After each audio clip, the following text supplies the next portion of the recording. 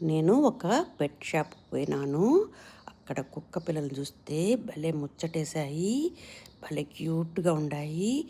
అవి వాటి సైజ్ చూస్తున్నప్పుడు నాకు ఏదో ఫీలింగ్ కలిగింది. అవి నన్ను కొనుక్కో, నేనిక్కడ ఉండలేకపోతున్నాను ఇంత చిన్న రూమ్‌లో అని అన్నట్టుగా అనిపించింది. బోర్ కొట్టేస్తుంది. యూ బై మీ అన్నట్టు నాకు అనిపించింది. కానీ కుక్కల్ని మెయింటైన్ చేయటం అంత ఈజీ కాదు.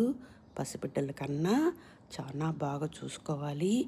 పసిబిడ్డని పెంచుకుంటే ఇప్పటికైనా పెద్దవైపోతాయి, మన బాధ్యత తగ్గుతుంది.